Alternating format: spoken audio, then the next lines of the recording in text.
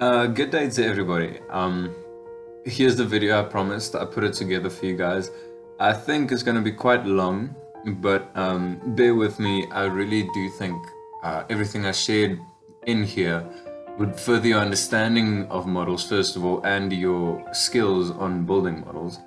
I really hope you enjoy it. I hope your models look like these you're seeing on the screen. First of all, just a short introduction to what we're doing. So, first of all, why do we build models? Now, I'd like to think, and I think this is how it should be, a model is always used to enhance your design. So, what I mean by this is a model should be there to communicate the spatiality of your design and the spaces you create within your design to your lecturers. Now, usually we only have a couple of minutes to show people our designs, and you need to be able to communicate that quickly, and a model really helps with this. For example, let's look at Mies van der Rohe's red brick house. Now, he designed this, it was never built, but if you look at the floor plan and you look at the elevations he drew, you can pretty much get a feeling of the house, get a feeling of the spaces, and if you're this good at drawing, you can do that. But let's look at one of the examples he did earlier in his life. This is also Mies van der Rohe. This is called the glass skyscraper. Now, he did this, I don't know how many of you know, but he actually lived in Nazi Germany and he did this for Nazi Germany. I'm not sure what the building was supposed to be, but he had this idea of a convex and concave skyscraper, and he did a bunch of different things. And then he came up with this, I think this is kind of the final design, the idea for a very curvilinear skyscraper. But when you look at the floor plan and you look at the elevation, you can't really see what it is supposed to be, especially if you look at the elevation. It looks like somebody just scratched a bunch of, or like colored in a gradient. So a model for this would definitely be necessary. Whereas a model for the red brick house, there was never a model built. Many of his fans later built models where they're trying to figure out what he did, but he never built a model himself.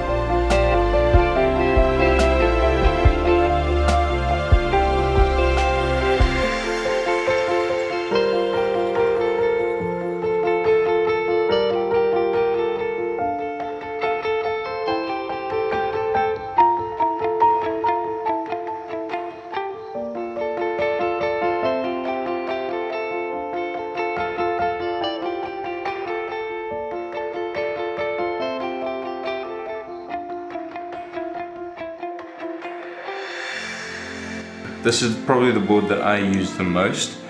It is the easiest to use, and it makes for a really strong model. Now, you saw while I was cutting, I cut this a few times because it is very hard. So cut it a few times rather than cutting once and then you go skew.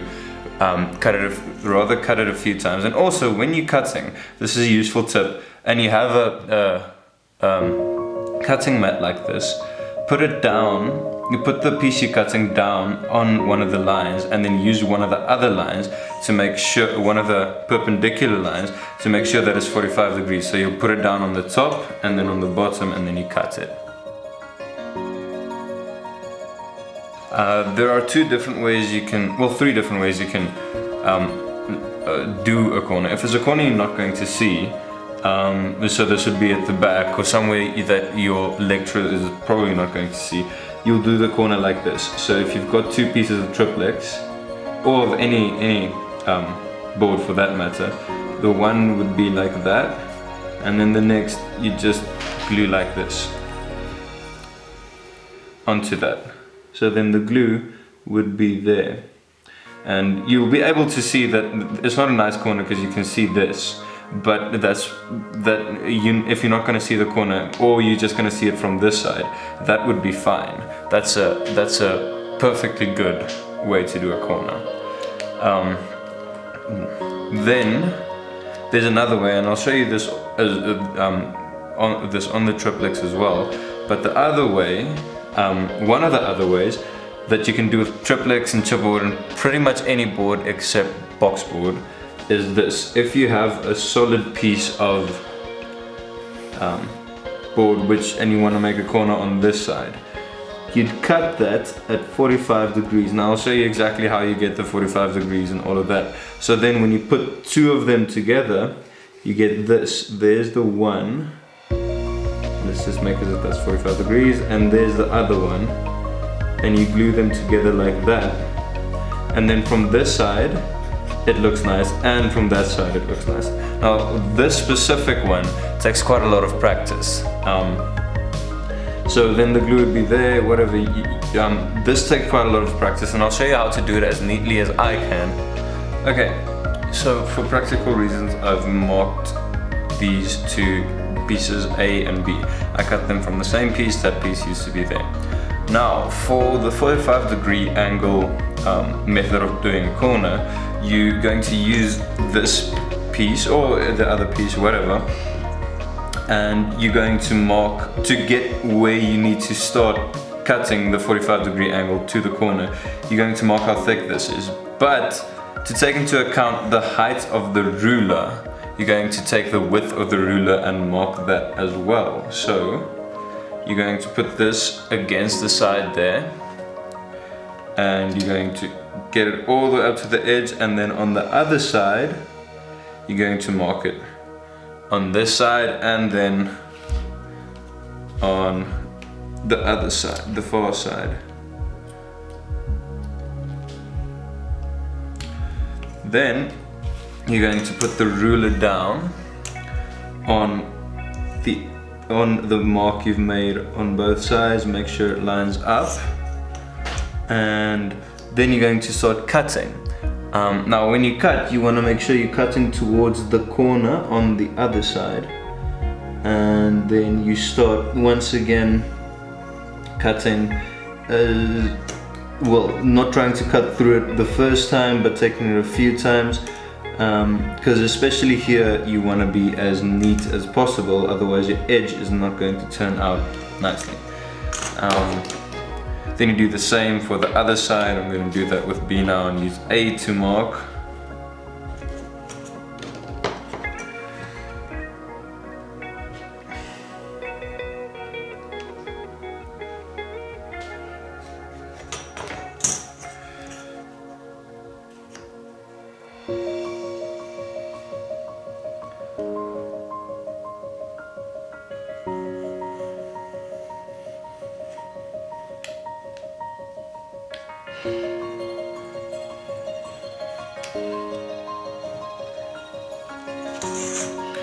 Now, when you paste these two, I hope you can see, let's see, if you look there, let me just see if I can focus this. If you look there, those two are at a 45 degree angle on each other. There we go, that's about it. And then on the outside it creates a nice corner, and on the inside. I don't have anything to glue this with, but then that would become a corner, as you can see there. And then the third way is you can do this way with triplex and boxboard. If you have a piece of triplex like this, it has on both sides, let me see if I can show you. I don't think you'll be able to see on the camera, but you'll see this side is kind of glossy and the other side as well. But in the middle, it has something styrofoam-like. So these are two layers. Let me see if I can pull a piece off here.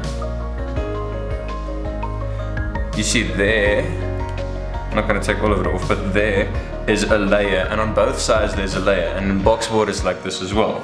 So what you do is you take the size of this, the thickness of this triplex, and you measure it out like that, if you're going to put triplex into it, and then you cut away this bit, that bit. Now this also takes a lot of practice, but then what you get in the end is if that bit's gone, you get one piece of paper basically like that, and then it ends off like this, and you put another piece of triplex into that. So then the other piece of triplex is like this, and then that corner looks real good. And then on this side you just take a nail file, like a nail file, and then you just file that bit off, and then on both sides as well it looks really good. Now I've already done this one, but as you can see, as I told you previously, this is triplex and it has two membranes on each side. So you're going to cut, I'll show you on this piece. You want to cut through the top membrane. Once again, you mark it as I showed you with the chipboard. You mark it, but this time you mark it without the ruler. You only take the width of the triplex. So you mark that out on one of the sides, and then you start cutting. I'll just show you here. I didn't mark this out because I want to show you the membrane. But then you start cutting. Remember to cut on this, because you want to be neat, you cut a few times, but you try only to cut through the top membrane and the filler.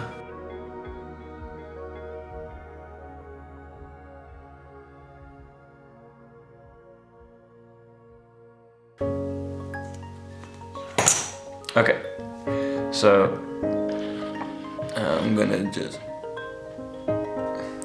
So there you can see that I have this edge. Now if I'd marked it like I'd marked this one, I know I didn't show you, then it would be the correct size, and I'd be able to put part B into part A like that, and then it makes a beautiful edge on the inside and on the outside, which you can't even see usually, as you see there. This works only with boxboard or triplex. If you want to make a nice corner with any of the other materials, it has to be this 45-degree method.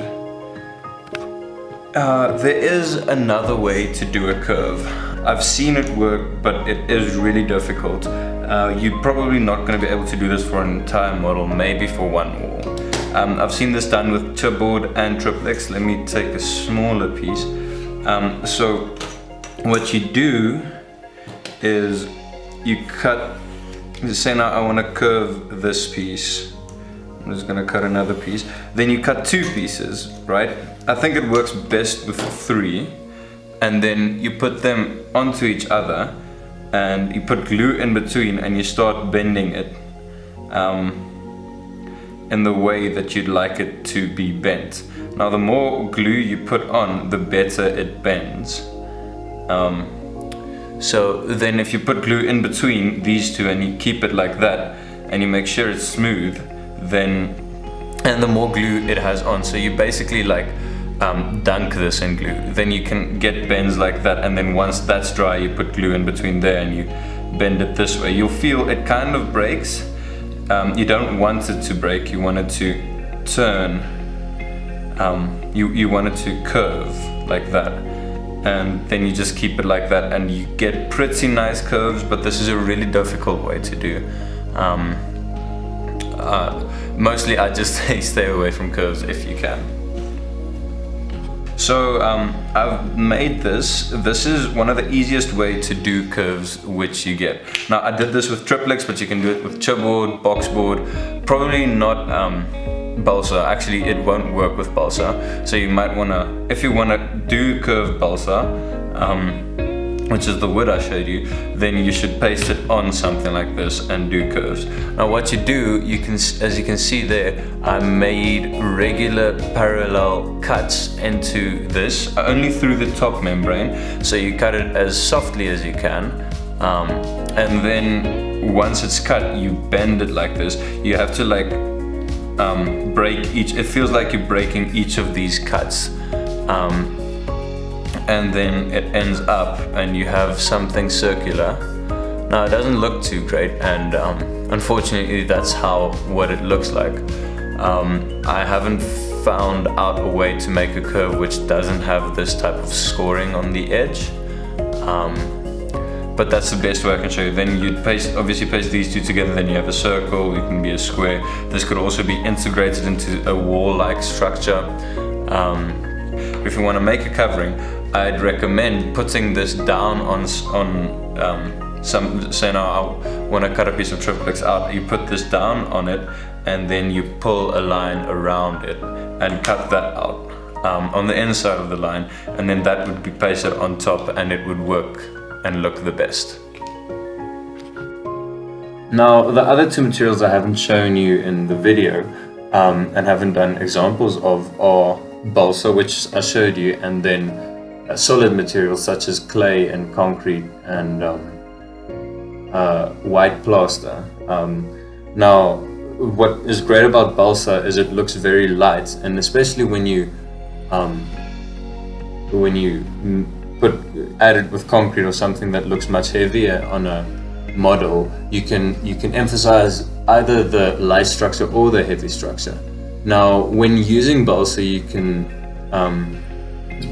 you can color it with coffee, is usually what we color it lights with, or dark, or any colorants.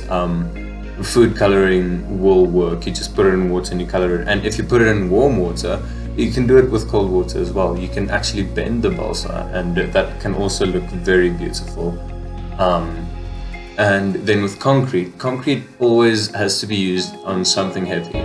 Concrete or any heavy structural thing like that, I'd recommend, if you want to do something heavy and structural, to use the plaster, white plaster. You can get it at builders and it's actually quite cheap. The way you use this is to portray something that's really heavy, that you want to show is super heavy. And then, as I said, the wood, if you use the balsa, it really complements it very nicely, the very light and the very heavy structure. If you can find a way to use those two in such a complementary way, it gives you beautiful models, as you can see.